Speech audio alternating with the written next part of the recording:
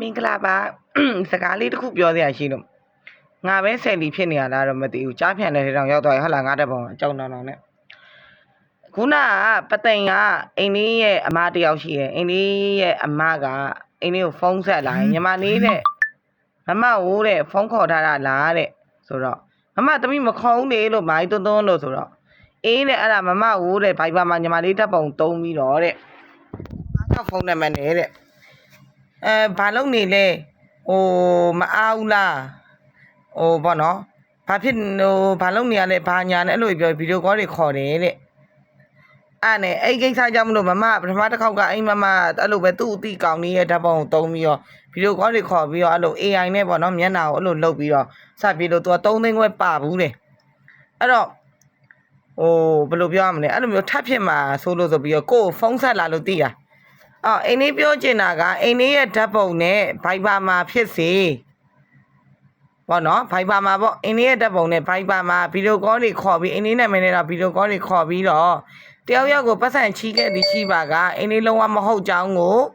အိမ်လေးဒီနေရာမှာနေပြောသွားပါတယ်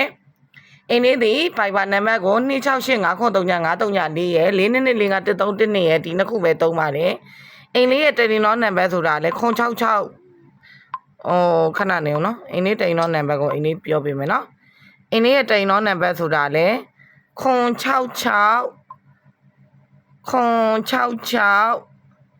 8968နှစ်ပါဒါပဲသုံးပါတယ်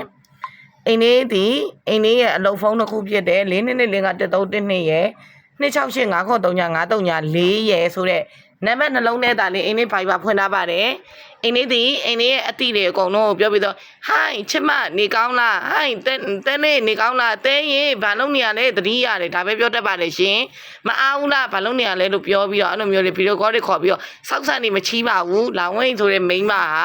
ဘယ်တော့မှပတ်စံမချီးပါဘူးကိုယ့်လက်ထဲမှာပတ်စံ130မရှိဘူးဆိုရင်တော့ကိုယ့်ဟာကိုယ်အငတ်ခံပြီးတော့ဒုက္ခရောက်ခံတဲ့မိန်းမပါအဲ့တော့အိမ်လေးဓာတ်ပုံနဲ့တုံးပြီးတော့ဘိုင်ဘာဖွင့်ထားတဲ့ကြားပြန်ဟာတွေရှိနေလို့ပါအဲ့အတွက်ကြောင့်တော့ခဏနေအိမ်လေးတင်ပေးပါမယ်အဲ့ဒီဟာကိုလည်းအိမ်လေးပြောချင်တာကအိမ်လေးရဲ့ဓာတ်ပုံတုံးပြီးတော့ဘိုင်ဘာကနေလာပြီးတော့ဗီဒီယိုကောခေါ်ပြီး AI နဲ့မျက်နှာလုတ်ပြီးတော့ဟို KB တဲ့ဘလောက်လွှဲပါလို့ပြောရင်တော့မှပဲမလုတ်ပေးကြပါနဲ့အိမ်လေး KB နံပါတ်ဒီ2685939394လာဝန်းအိမ်ဆိုတာတခုပဲရှိပါတယ်အားလုံးသိအောင်ပြောတာပါငါတော်တော်ဆယ်လီဖြစ်နေလားမသိဘူးတရောင်းသားတွေငါဓာတ်ပုံတုံးပြီးတော့ဆယ်လီဖြစ်နေဟာလားငါ့ကိုနင်တို့ငါပဲဆယ်လီဖြစ်နေလားမသိဘူးဟူးခဏနေပို့